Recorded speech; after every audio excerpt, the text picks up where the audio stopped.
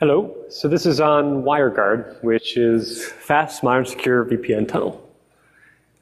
So some background, I'm Jason Donenfeld, run a security company, and my background is primarily in exploitation and finding kernel vulnerabilities, crypto vulnerabilities, mostly in breaking things. But I've also been doing kernel-related development for a long time, and I wanted to make a VPN that would avoid a lot of the things that a lot of the problems that I've seen when doing offensive research. So what is WireGuard? It's a layer 3 secure network tunnel for IPv4 and IPv6. And as we'll see throughout this presentation, it's very opinionated.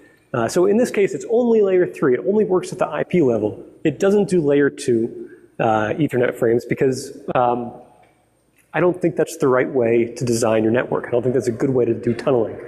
And so it only does layer 3 because it's a very opinionated design.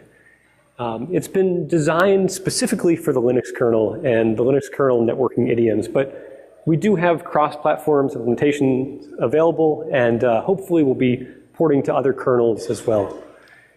It's UDP-based. It doesn't use its own IP protocol, which means it gets through most firewalls in the normal way that UDP gets through firewalls. We've tried to use modern cryptography, but also fairly conservative cryptography, nothing too newfangled. And the emphasis of the project is on general simplicity and being really auditable. We want people to be able to sit down, read the code, understand the project, and make sure that it's doing what we say it does. The authentication model is extremely simple. It's just like SSH's authenticated keys, where both sides know each other's public keys ahead of time, and then they can talk to each other. There was a presentation in here before about OpenVPN and some problems with it. So WireGuard is a replacement for OpenVPN and the other big standard of IPsec. Now the code base for this actually grew out of a stealth rootkit project I was working on, where I needed to stay embedded in a network for quite some time without being discovered and get data in and out securely. But it turns out that a lot of these things that you do for stealth in an offensive setting turn out to be really useful in a defensive setting when you just want to have a legitimate network tunnel for yourself. So this first idea of being easily auditable, when we look at the code counts for these other projects, OpenVPN, 116,000 lines of code, plus you need all of OpenSSL in order to run it. The Linux XFRM layer, which is like kind of the symmetric part of IPsec, is 119,000 lines of code. But then you need Strong Swan for the key exchange, and Strong Swan is massive, 400,000 lines of code. Soft Ether is kind of this jack of all trades user space program that implements a variety of VPN protocols. This is 300,000 lines of code. I mean, this is a lot of stuff that is going to be very difficult, has been very difficult for people to audit because it's so big. WireGuard, in contrast, is less than 4,000 lines of code. So when we visualize this, kind of the solar system of VPNs, WireGuard is the Pluto over there. And this is really important. We want the project to be one that any security researcher on the weekend, just because he's curious, could casually open it up and check things. When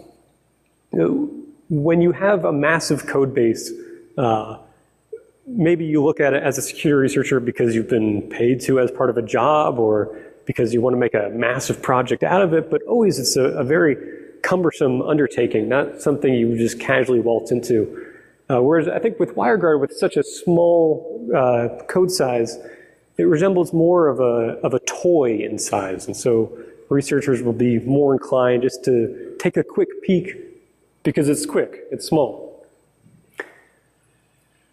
The next thing we want is the simplicity of the interface. So if you've used IPsec before, maybe you've struggled with the Linux XFRM layer to make this happen, where you have transformation tables and policies. And it's very complicated. With WireGuard, instead you just get a normal network interface. So you can add the interface using IP link, you can give it IP addresses, routes, IP tables, Basically, all the things that you're used to doing with normal network interfaces, like ETH0 or WLAN0, you can do just the same with WG0, with WireGuard. As we'll see, even kind of antiquated things like etc host allow and deny become newly possible, newly secure with WireGuard. But WireGuard is also a little bit blasphemous. We've broken a lot of the really nice, pristine layering that 90s technologies like IPsec have. So IPsec, you get a transformation table that transforms packets by adding encryption or sometimes even compression. Yikes.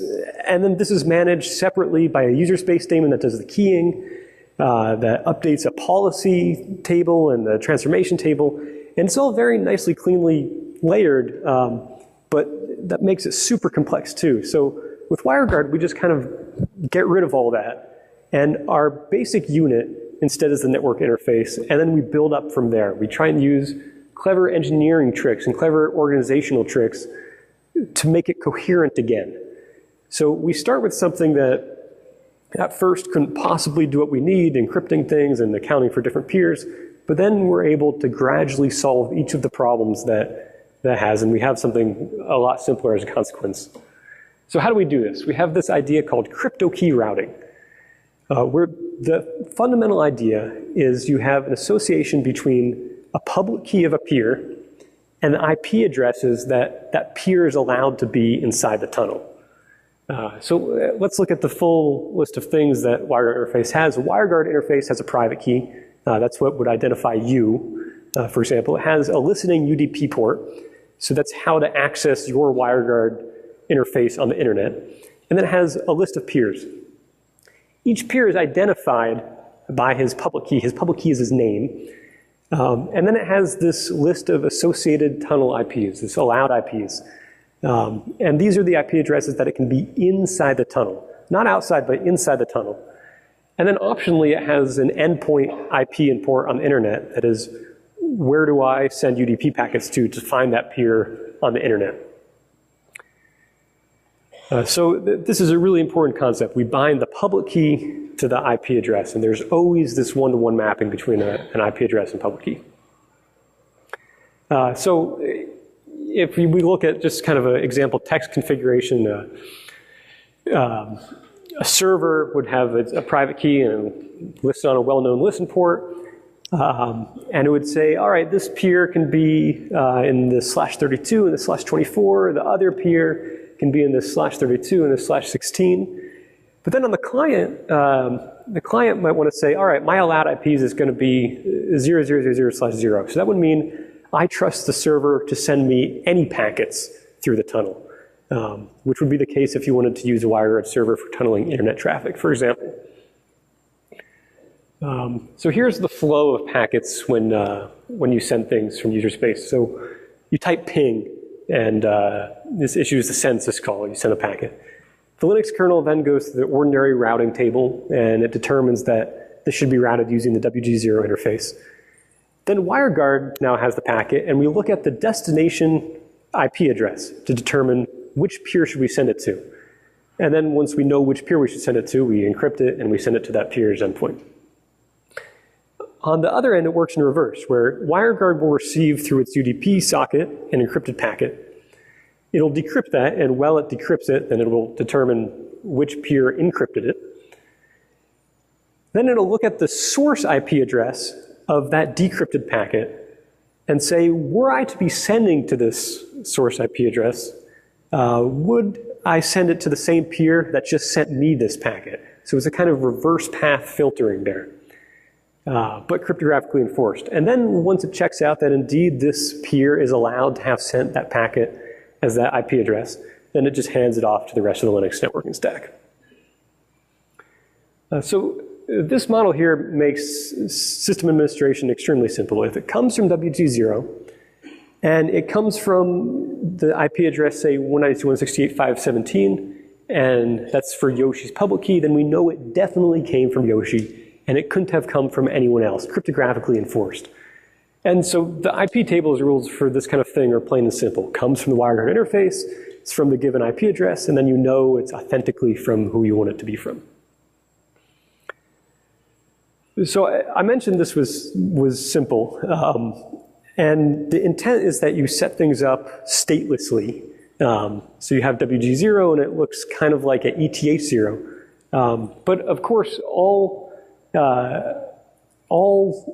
network protocols that use cryptography, or most I should say, require some kind of state for things like forced secrecy or ongoing key exchanges and so forth.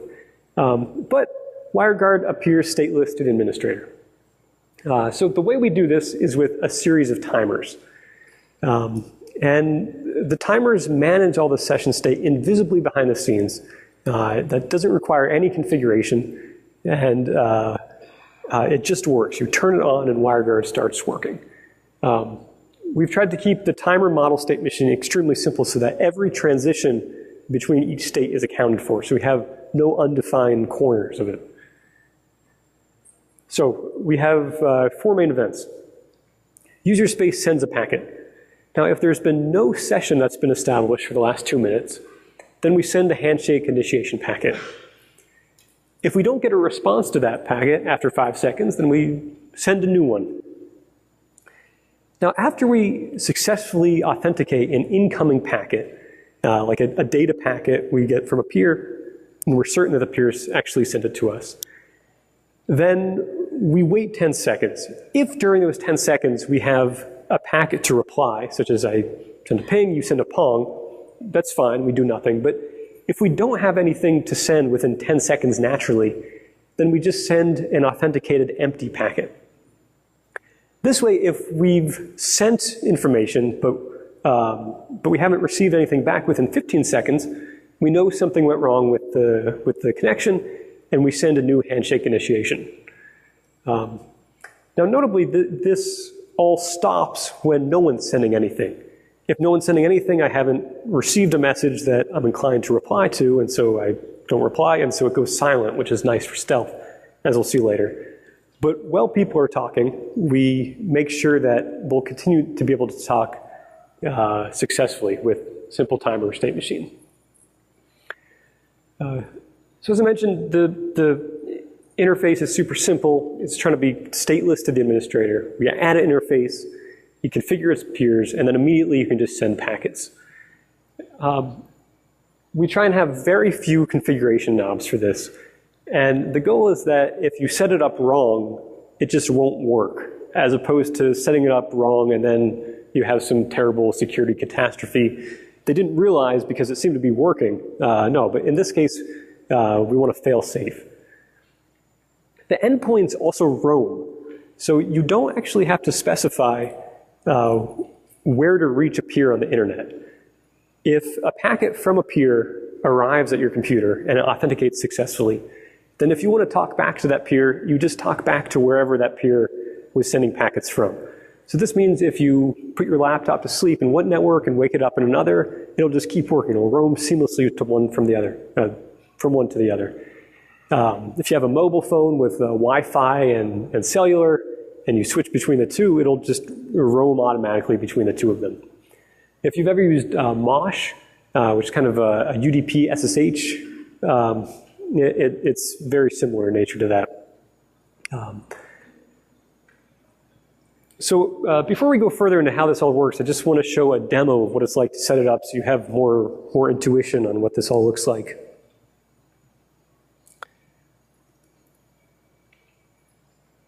Okay, so we have a peer A and a peer B. So on peer A, we'll generate a new private key, WG gen key, and we'll do the same on peer B. And when we look at the private key, it's these very short base 64 encoded string. Then from the private key, we can derive a public key using WG pub key. Okay, now on peer A, we add a WireGuard interface. So add WG0, type WireGuard. We give it an IP address. This is just kind of normal, boring Linux networking stuff. And then we tell it, here's the private key that you should use, because we just generated this file in private. And then we set the interface up using IP link set up. Then we do the same on peer B. We have a WG0 interface, we give it an IP address, We assign it the private key that we've just generated, and we set it up. So now when we hit IP address, we can see the various interfaces we have. To start with, we have ETH0. That's like our internet-facing interface. So that's in the 192.168 range. And then we have WG0, and that's in like a 10/24 range. So that's inside the tunnel. So now let's tell the peers about each other. When we hit WG0, we see that they each have a public key and a private key now, and they're both listening on a port. And now we'll tell one to another with the amazing key exchange mechanism called copy and paste. Now, were you to be using this in a bigger setting, you could, of course, script this, use databases, even use TLS, it doesn't matter. But just for this, we're doing the initial key exchange through copy and paste, which I'm sure you've already done with, say, SSH.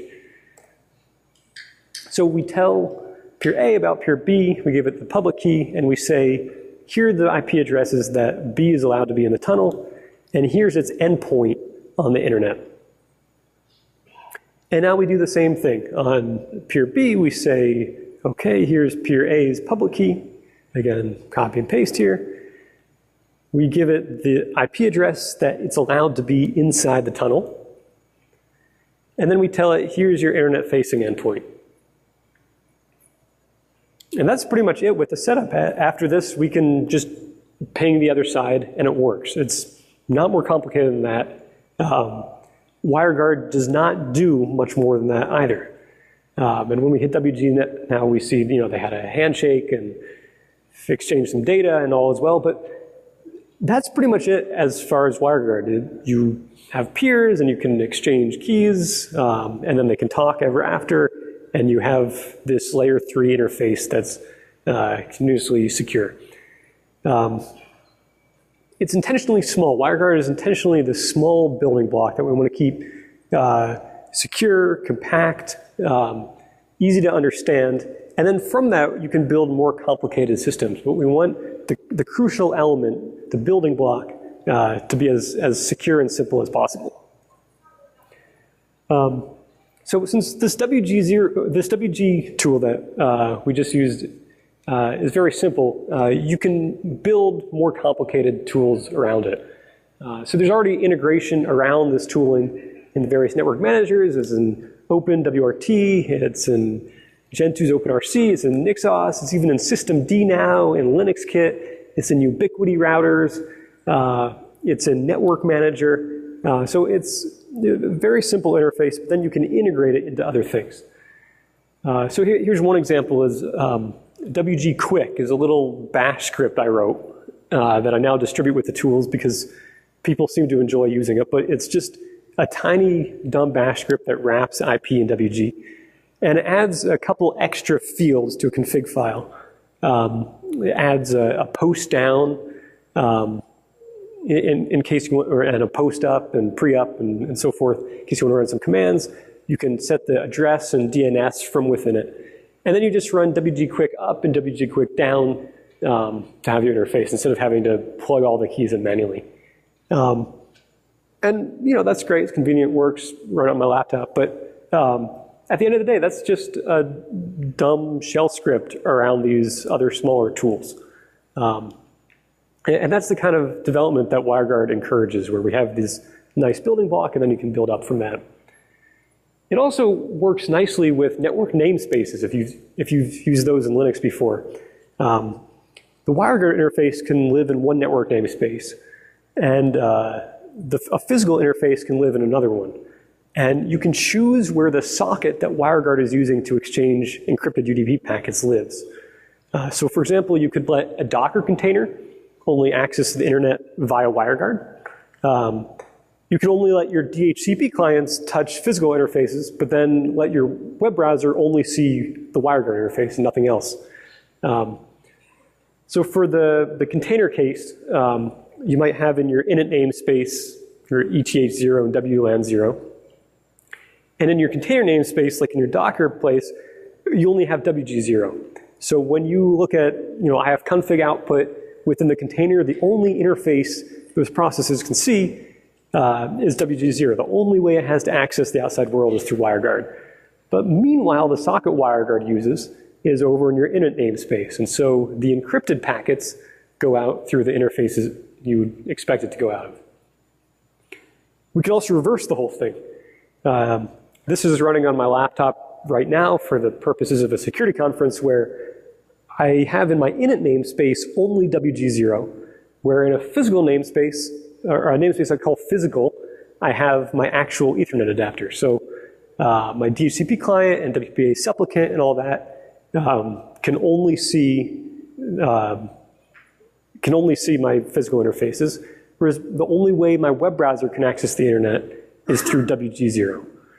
And so we have a perfect separation, so I'm not going to leak any plain text by accident onto Black Hat Wi-Fi network. All right, so next principle in secure design, we want to have static fixed length headers. So all the packet headers have fixed width fields, so there's no parsing. And so we eliminate all parser vulns. This is kind of amazing. If we have no parsers, we have no parser vulnerabilities.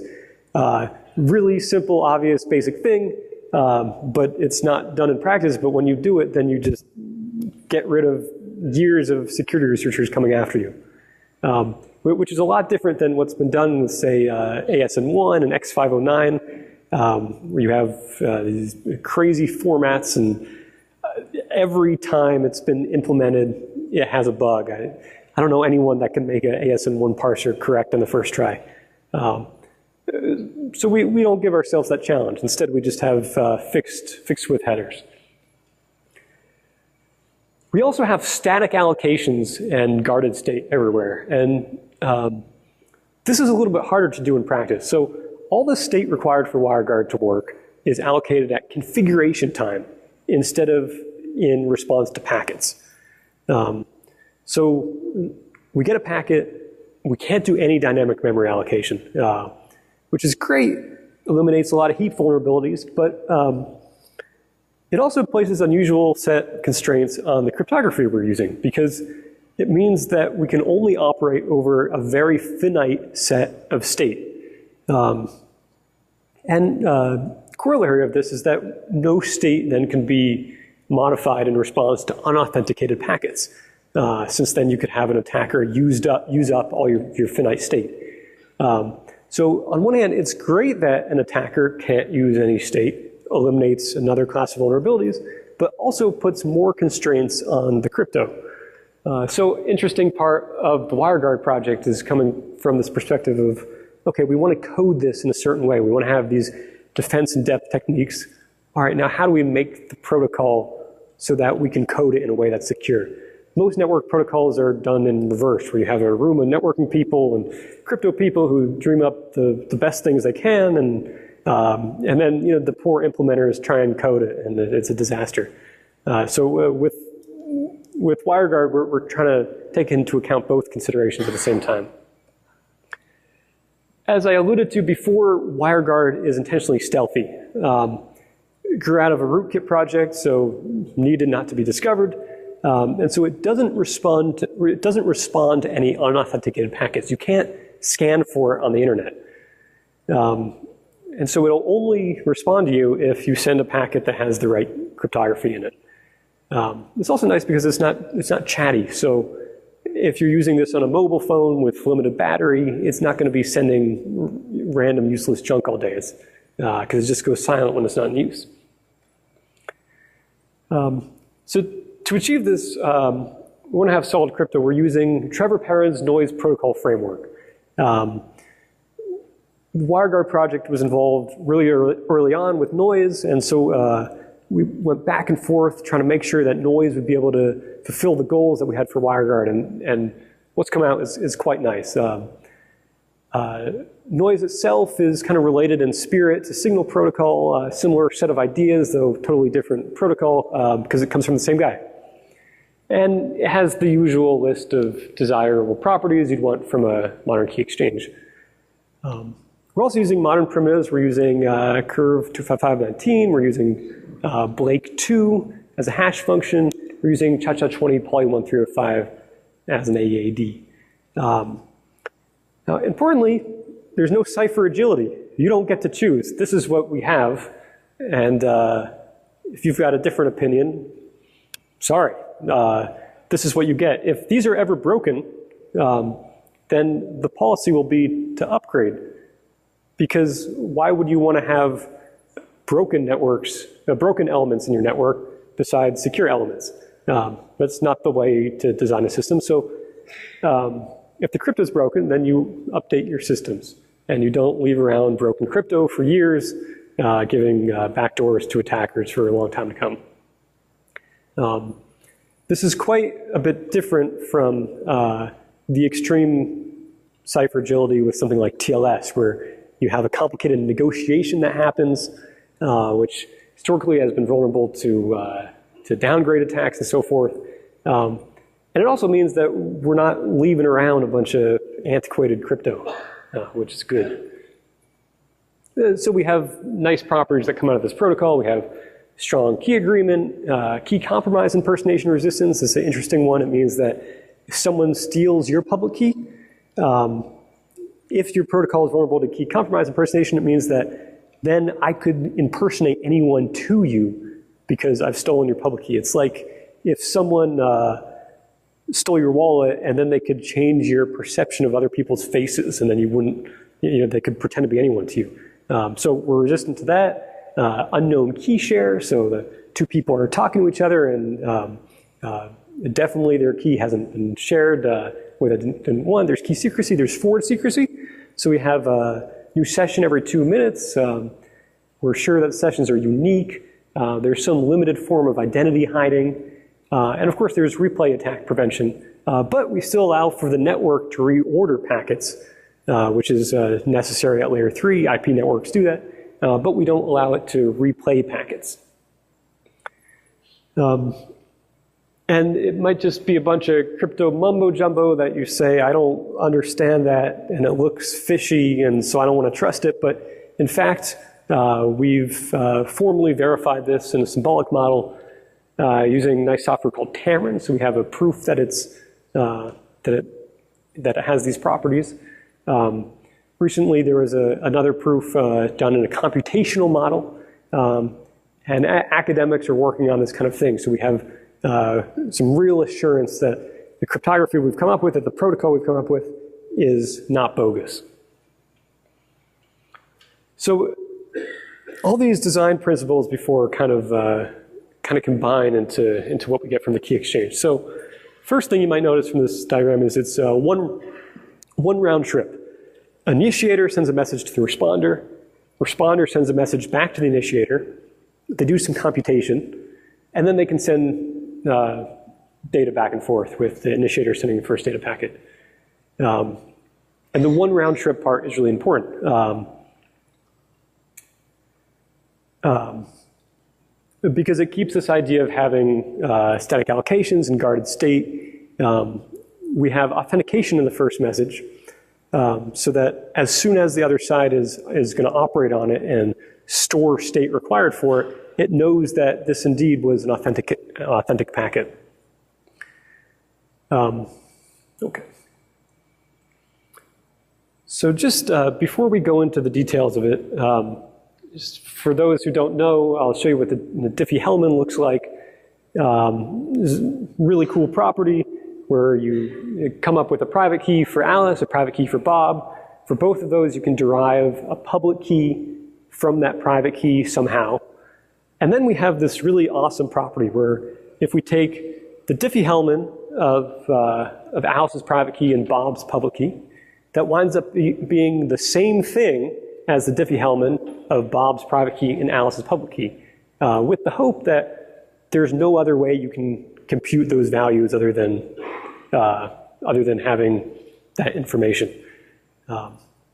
So this is just a really cool property alone, and it's kind of amazing that we were able to find functions that exhibit this property. But anyway, this isn't new. It's just kind of great and essential for understanding WireGuard handshake. So in noise IK, which is the aspect of noise we're using, One peer is the initiator, the other is the responder. Each peer has their static long-term identity. This would be the equivalent of like what you put in your SSH authorized keys file. And then for each new handshake, we generate an ephemeral key pair. So we pick a new random number for each time we do it. And we get the security properties we want by computing the Diffie-Hellman on the combination of these. So Alice will do her static with Bob's static, then her static with Bob's ephemeral, then ephemeral with the static, and then ephemeral with the ephemeral. So all four of these. Then because of this nice symmetry of Diffie-Hellman, in reverse, the same thing will happen with Bob's static and Alice's static and so forth. And these all get computed and hashed together. And in the end, you have a shared secret that has these properties. The next two slides have more information on this that you can read in the slides on the internet, but for this talk, a little short on time, so we're going to skip over these. In the end, though, as you can see, we wind up deriving this from these four Diffie-Hellmans. We put it all into noise, and we get our session keys.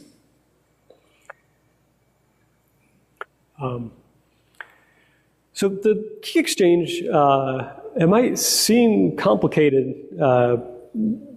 but in fact, it's just one round trip, and you can implement it in like 400 lines.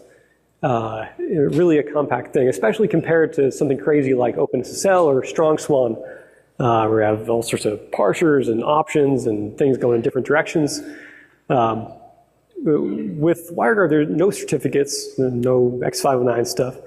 Both sides just have their short base 64 public keys they exchange, and then they can talk to each other. And it's really important to keep this cryptographic core minimal so that you can really look at it and understand what it's doing.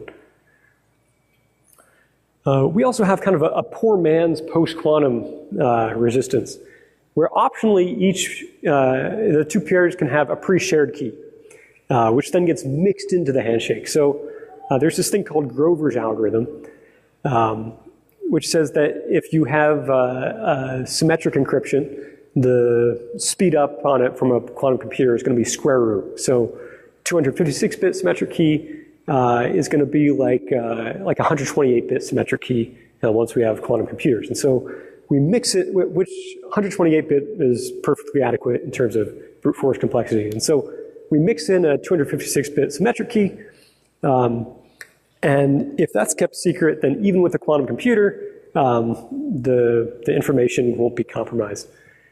Now, it turns out pre-shared keys are easier to steal because they're just kind of sitting around and they got to be shared at some point. But the hope is that by the time a quantum computer actually exists, all those pre-shared keys will have rusted off the hard drive anyway. And additionally, it's not a replacement for the previous handshake, it just augments it. So we still get all the same properties as before. But we can also do better than the poor man's post-quantum resistance. We can also have a kind of a hybrid post-quantum resistance, where at first we just have a normal WireGuard tunnel with no post-quantum security. And then inside the tunnel, we do one of these newfangled post-quantum key exchanges. I say newfangled because these are somewhat new. There's a NIST competition recently. There have been other things like New Hope and Enterprime that have been around for a while, but still it hasn't seen the scrutiny that other classical algorithms have seen. And so this is not the kind of thing that we want to bake into the kernel now. But what you can do now is you make a WireGuard tunnel, and then through it, since the channel is authenticated and encrypted already, you could pick, say, 5 different of these NIST candidates for post-quantum algorithms and do them all, because you're operating over something like TCP, which is reliable, so it makes it easy to implement. And then you take the result of that and you put it into WireGuard's pre-shared key slot. So it is possible to have a hybrid post-quantum resistance. And hopefully in the future, as we get more visibility into what the post-quantum algorithms are looking like, we'll be able to build something into the core of WireGuard. But for now, I think this hybrid approach is the right way. Okay, next security design principle. We want this to be abuse resistant. Hashing and encrypting stuff is fast, but all that public key cryptography is not as fast. We're using curve 25519, which is among the fastest elliptic curve Diffie-Hellman functions, but still it's way slower than hashing and symmetric crypto. And so in something like OpenVPN, which does lots of things because it uses TLS, you can just overwhelming it, asking it to compute tons of expensive RSA or tons of expensive elliptic curve stuff over and over. So WireGuard instead uses cookies to prevent this. So a little history of cookies. We first see something cookie-like in TCP, where the initiator says, do some expensive calculation, say compute this ECDH. The responder says, okay, my magic word is area 51. Ask me again with the magic word. Initiator says, all right, I got the magic word, it's area 51. Now will you do it? And so they have this back and forth first. So this is great because it sort of proves IP ownership. And then since you know the IP, then you can rate limit based on the IP address. But then you have to keep track of this association between the magic word you just gave out and the IP address, and so you got to store state. And so this violates our dynamic allocation security design principle. Of course, also the responder always responds, and so we lose stealth with something like this. And obviously the magic word can be intercepted here. DTLS and IKE v2, that's the IPsec handshake, have something a little bit improved from this, where the initiator says compute the CCDH, the responder says your magic word is bleh, some junk, ask me again with the magic word. Initiator says, all right, my magic word is that junk, now will you do it? And then it goes. And it turns out that that junk is a MAC using some secret that the responder has that changes every few minutes as the key, and the initiator's IP address as the payload. So this is clever because you don't have to store state, since you can just recompute this MAC every time. But there's still a problem where always there is a response to the message. So it violates our stealth principle. Also, the magic word can be intercepted in the same way, and the initiator himself can be DOSed by just flooding the initiator with bogus magic words, which isn't good. As an aside, kind of out of the lineage of these ideas, there's proof of work, which is seen in the host identity protocol, where initiator says, compute this hard problem. Responder says, no way, but mine a Bitcoin first, and then ask me, and then we'll be equal. And then the initiator says, like, toil it away. I found a Bitcoin, now will you do it? And then he does it. The proof of work is great because you can make the work as hard or harder than what you're trying to prevent against being DOSed. But in WireGuard, peers can switch sides at any moment. The initiator can become the responder can become an initiator. There's no client-server architecture. It's all just peers. And so we wouldn't want, say, a server that has lots of peers to be overwhelmed doing proofs of work just to talk to each of its clients. So this doesn't really fit into what we have here. But the WireGuard variant builds on the DTLS version, where each handshake message has two MACs. It has MAC 1 and it has MAC 2. MAC 1 is calculated as a hash that includes the responder's public key and the previous bytes of the message. And so if the MAC is invalid or missing, the message is ignored. But if it is there, then it means that the initiator knows who the responder is. It says, I'm sending this message to you, and I know it's you that's going to be reading it. And so we don't have to worry about stealth because I know it's you. So if the responder is not under load, proceeds normally, and we're done. If it is under load, then it'll respond with a cookie message. Now, the payload of the cookie itself is essentially the same as in DTLS. it's a MAC using a changing responder secret that changes every 2 minutes, the initiator's IP address. But we want to encrypt it, and we encrypt it using something public, using, in fact, a hash of the responder's public key. So it's not a complete secret, but it at least assumes that you know who you're talking to. So a completely blind adversary wouldn't be able to modify it. Additionally, we use as the additional data as part of an AAD, that is some extra information that gets hashed in with the authentication tag, the bytes of the handshake message that provoked this cookie, so that when the initiator receives the cookie, he knows that it actually corresponds to the handshake message that he just sent. So then we can compute MAC2, which is just a MAC of the previous bytes of the message using this cookie as the key. And so if the MAC2 is valid, then the handshake proceeds even if we're under load.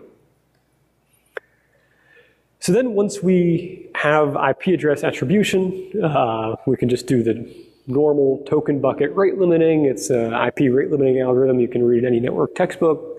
And this maintains stealthiness since we're not responding unless we already know who it is that we're talking to. And the cookies themselves can be intercepted by someone who couldn't already initiate the same kind of exchange with the responder. The initiator himself can't be DOSed because of this additional data that we just put in, which binds the response to the handshake message that provoked it. All right, performance. We're in the kernel, which means it's really fast and low latency. So we don't need to copy packets twice between user space and kernel space. We're using Cha-Cha-20 Poly 135, which is super fast in software on pretty much all processors. Now, AES-NI is really fast too and getting faster. But actually, right now, Cha-Cha competes pretty well with it and is fast even on small MIPS boards that don't have AES-NI. The other aspect of its speed is that WireGuard's simple, and with a small program with less code, sometimes it's just faster. I mean, not always, obviously, but in this case, it's just doing less. So we have some numbers, and it beats the competition. All right, so in summary, the whole thing is less than 4,000 lines of code. It's been designed so that it can be implemented with basic data structures, nothing too funky, nothing you gotta crack open a computer science textbook for. The design of the protocol lends itself to being implemented using secure coding patterns. So, so were you to do this naively, you would probably come up with something that's at least okay.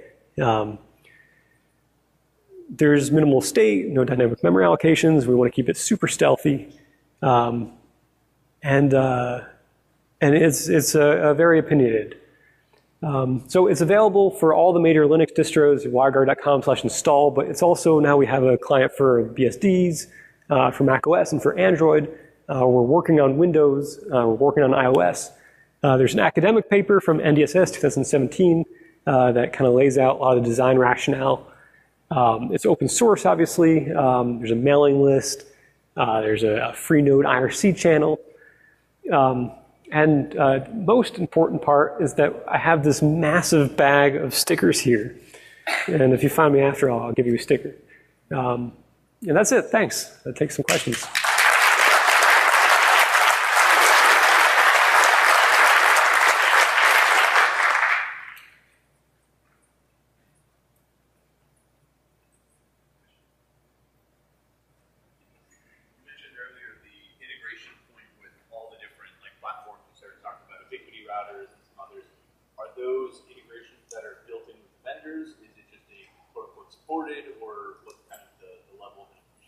So with Ubiquity in particular, it's not from the vendor. We're supplying a .deb that you can install. With the other things I mentioned, they're normal open source projects, and so they gradually trickle out to everything else. Hi.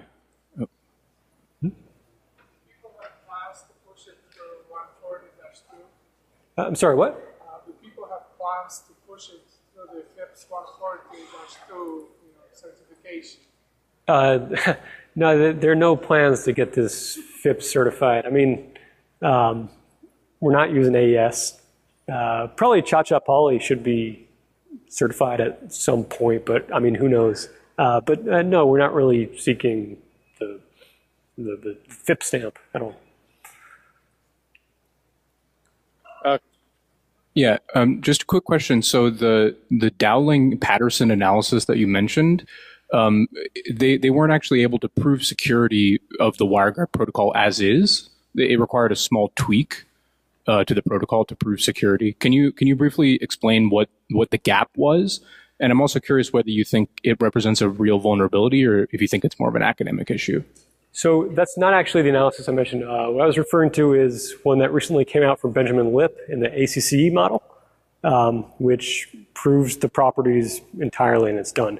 Now, what happened with the Dowling-Patterson paper is they wanted to prove it more traditional ECK model, where you want to have a very separate key exchange from a data plane, where you can have this key exchange in isolation and then take whatever comes out of that and put it into the data plane. This is kind of the traditional IPsec style, separate all the layers. And WireGuard was certainly not designed that way. We really intimately tie the timer state machine with the key exchange with the data plane, so we have something a lot more compact and minimal. And so if you try and analyze according to these old techniques, it doesn't work. It's not made for that. So their tweak was to add an additional message that would then put it as a separate thing. And I mean, in the end, that doesn't get us anything. And I think there's a kind of a nice hand-wavy argument you can make where you say that their analysis is, and their tweak is morally equivalent to the WireGuard protocol it is. I mean, that's the hand-wavy version. And for a while, I felt uneasy about that, but recently we have this nice computational model analysis that came out that shows we're okay. So there's a new proof in the ACC model of the as-is WireGuard? There is. If you go to wireguard.com/formal-verification, there's a link to it in there. Cool. Thank you.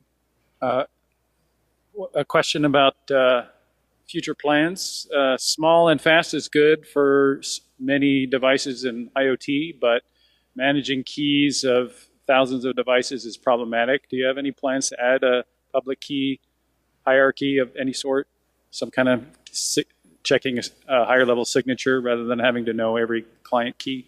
So we don't have plans to add signatures or certificates, but I think it's very feasible to build tooling around this to even manage hundreds of thousands of clients, where both sides do learn of each other's public key ahead of time. I don't think that every new protocol that uses cryptography in one way or another should reinvent the key distribution method. So by just having these short base64 public keys that are pre-distributed, you can use existing mechanisms. If you've got a database server or LDAP even, or kind of anything that's already there, you can plug into that rather than try and roll our own brand new PKI. Hi. There's a third-party implementation of WireGuard for Windows. Have you had any communication with the developers behind that, or is your policy on that still, it's not from the WireGuard devs, so don't use it? So we've talked a little bit with them, but we're trying to push out very high assurance software from the WireGuard project.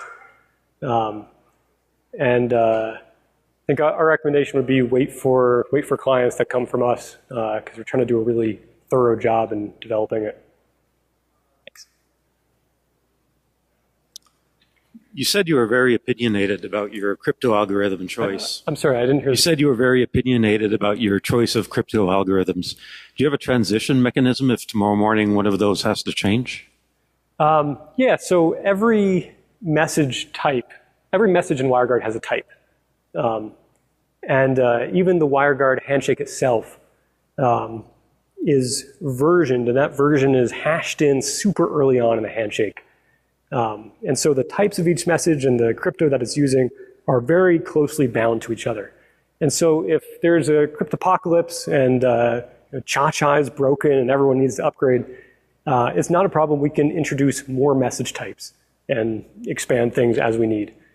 It's very different from negotiation. It's where each side talks and what do you support and that kind of thing. It's more like what you're used to with software updates. But the protocol does allow for that kind of thing. And we even have 3 additional reserved bytes in the basic message header, just in case we need to expand massively. Oh, it looks like I'm out of time.